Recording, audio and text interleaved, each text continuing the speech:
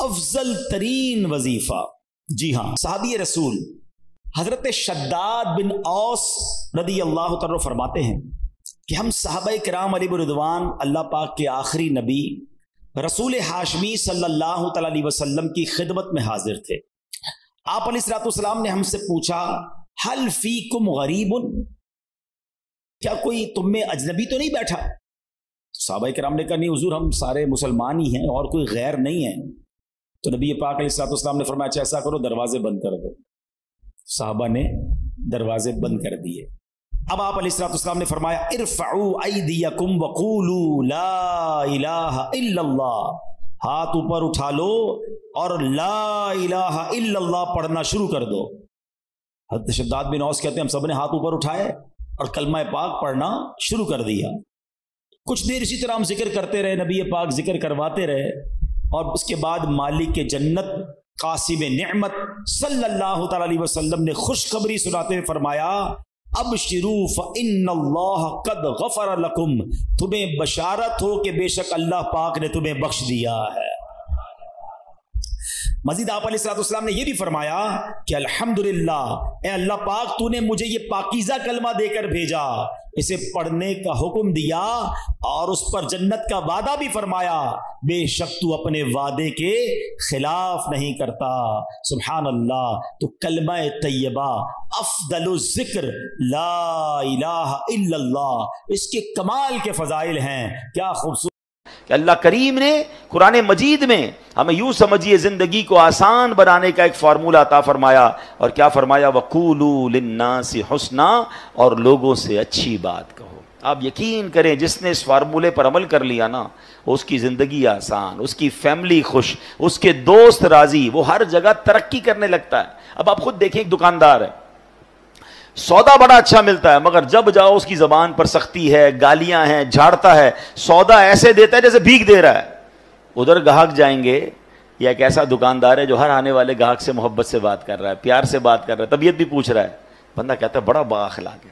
اخلاق کی برکت سے کاروبار بھی بڑھتا ہے، اخلاق کی برکت سے عزت بھی بڑھتی ہے، ترقی ملتی ہے اس کو. ایک ہی ادارے میں دو بندے جاب کر رہے ہیں، ایک سب سے دوستی، پیار، محبت، ٹیک کیئر کرنے والا، اور ایک سب سے لڑنے والا.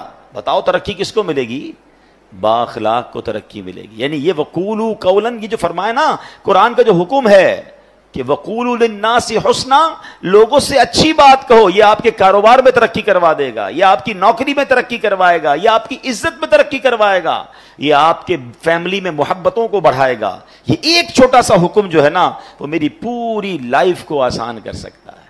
لیکن لوگوں کو یہ بات سمجھ نہیں آتی. کچھ لوگوں کے منہ سے پھول جھڑتے ہیں اور کچھ لوگوں کے زبان سے انگارے جھڑتے ہیں. انہیں احساس نہیں ہو رہا کہ میں کتنوں کا دل توڑ رہا ہوں، کتنوں کو تکلیف پہنچا رہا ہوں. کاش یہ بات ہمیں سمجھ آ جائے. میرے پیارے اسلامی بھائیوں، اب ایک اور واقعہ سنیے. نبی پاک کے سمجھانے کا انداز، ایک ہمارے سمجھانے کا انداز. پتہ نہیں ہے نماز کیسے پڑھتے ہیں، پتہ نہیں ہے تلاوت کیسے کرتے ہیں، پتہ نہیں مسجد کا ادب کیا ہے. ایسے ڈانٹ کے سمجھائیں گے کہ بندہ پہلے ڈر جائے. اب پیارے آقا علیہ الصلوۃ والسلام کا دور ہے، اور وہ حضرت معاویہ بن حکم سلمی رضی اللہ عنہ صحابی رسول ہیں. اپنا ہی واقعہ بیان کرتے ہیں. کہتے ہیں میں شروع میں جب اسلام میں نماز فرض ہوئی نا، تو نماز کے دوران باتیں کرنے کی اجازت تھی.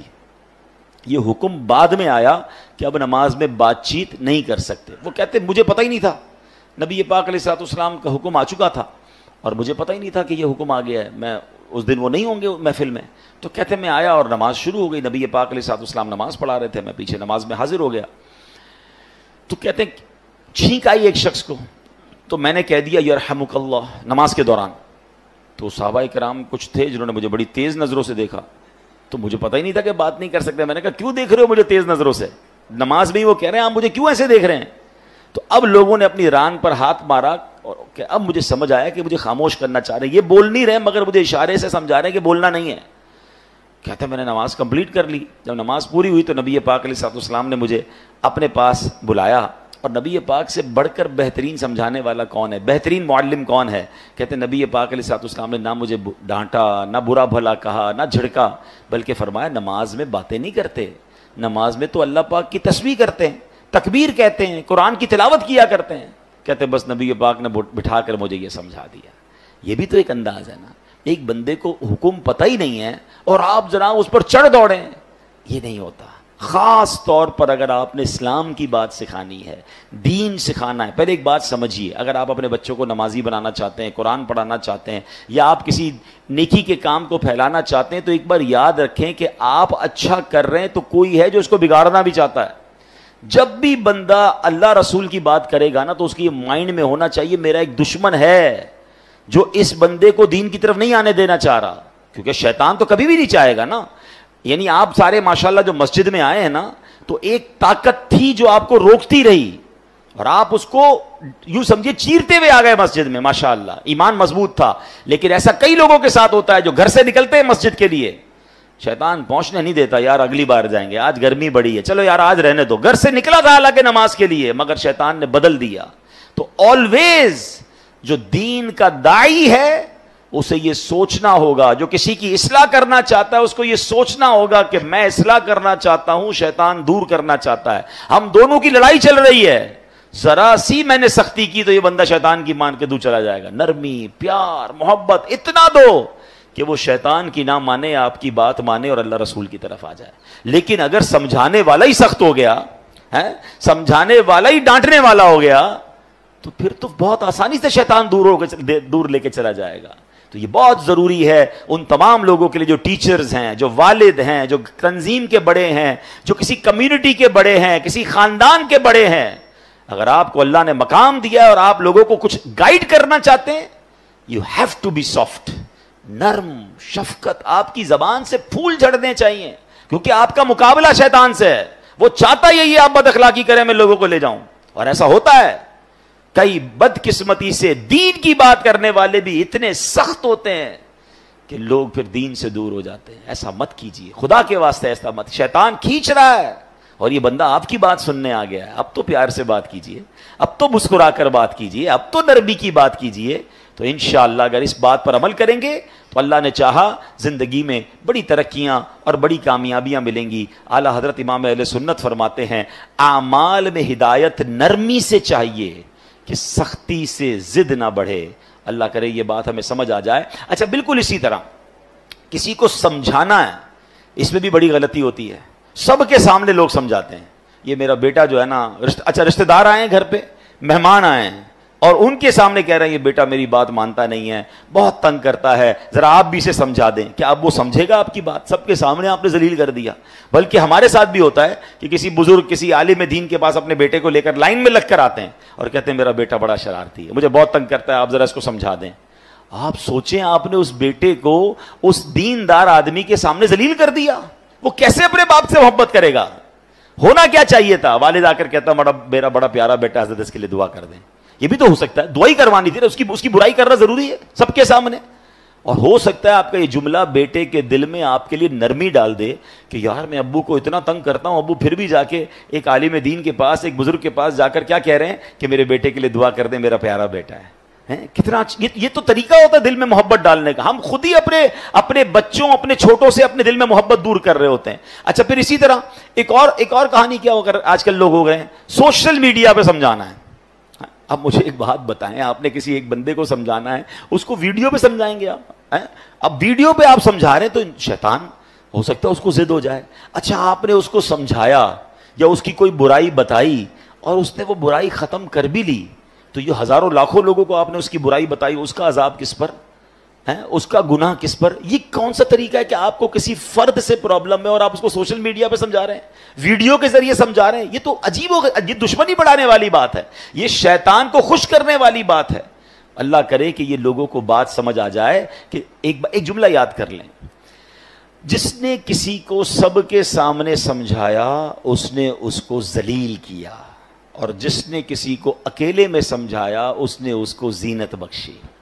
ہاں، اگر پیار ہے نا کسی سے، سمجھانا ہے تو اکیلے میں. حضرت آپ نے پرچی لکھ دیں، میسج کر دیں کہ یہ آپ کے بیان میں پرابلم تھا، یہ آپ کے انداز میں پرابلم تھا، یا کوئی بھی آپ کی فیملی کا ایشو ہے، آپ کے دوستوں میں ایشو ہے، ذرا اکیلے میں آپ سے بات کرنی ہے پیار سے.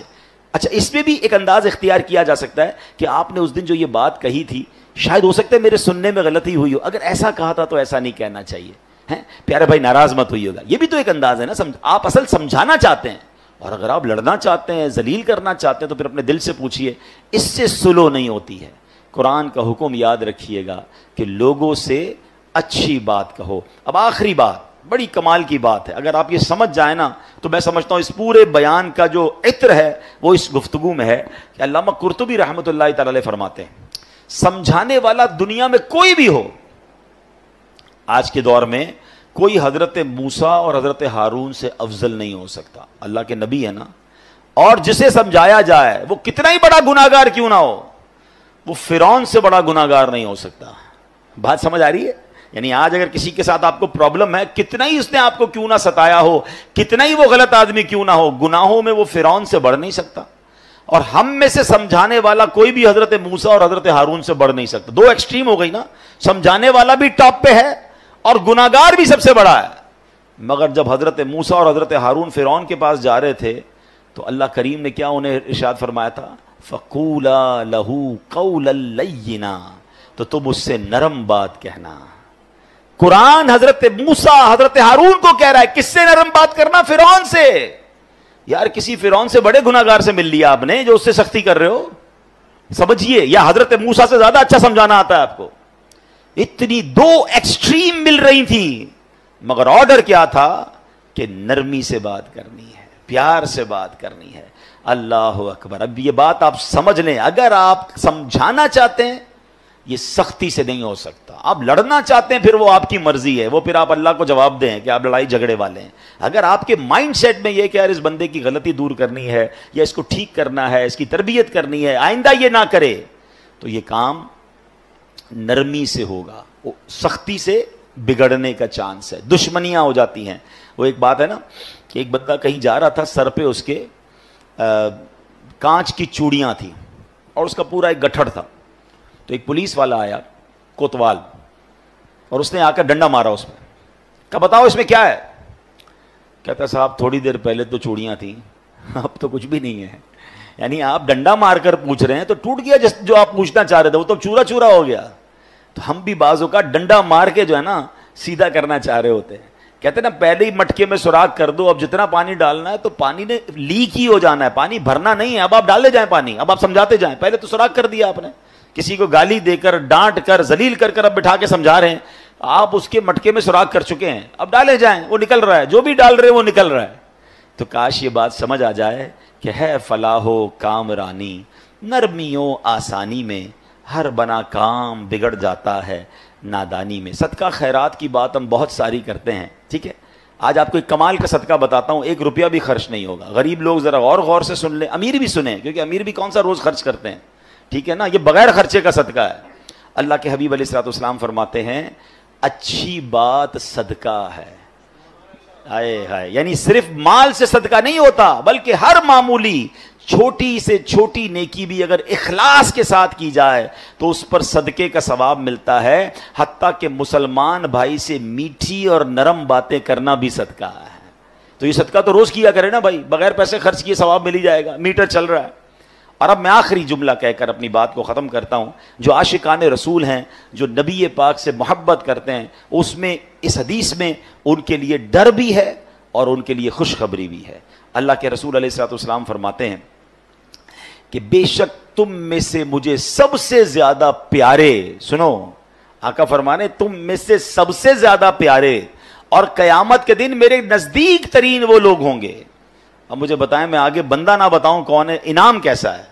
قیامت میں آقا کے سب سے قریب اور نبی پاک فرمائے میرے لیے سب سے زیادہ پیارے۔ سچی بات یہ میں اگلی جملہ نہ بھی کہوں نا تو ہم سب نے یہ سودا کر لینا چاہیے کہ وہ جو بھی کام ہے میں نے کرنا ہے، میری ساری زندگی ایک طرف، اگر میں نبی پاک کا پیارا ہو گیا اور قیامت کے دن پیارے آقا کے سب سے قریب ہو گیا تو پھر یہ کام کیوں نہ کروں؟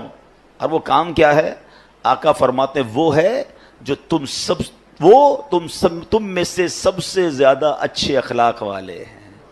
جو زیادہ اخلاق والا ہے وہ آقا کو زیادہ پیارا ہے۔ اب غور کر لیں میرے اخلاق کیسے ہیں۔ اب اگلا جملہ جو ڈرانے والا ہے، تم میں سے مجھے سب سے زیادہ ناپسند اور قیامت کے دن مجھ سے زیادہ دور وہ لوگ ہوں گے جو برے اخلاق والے ہیں، جو زیادہ باتیں کرنے والے، منہ پھٹ، بانچیں کھول کر اور منہ بھر کر باتیں کرنے والے ہیں۔ گالیاں دینے والے سوچیں، طنز کرنے والے سوچیں، لوگوں کی عزتیں اچھالنے والے سوچیں۔ اگر نبی پاک ناراض ہو گئے، میری بد اخلاقی کی وجہ سے قیامت کے دن مجھے دور کر دیا گیا میرے آقا سے، تو میں نے کدھر جانا ہے؟ اللہ کرے کہ ہمیں نبی پاک کے اخلاق کا صدقہ نصیب ہو جائے، ہماری زبان سے گالی گلوچ ختم ہو جائے، طنز ختم ہو جائے، لوگوں کی بے عزتیاں ختم ہو جائیں، ہم جوڑنے والے بنیں، ہم توڑنے والے نہ بنیں۔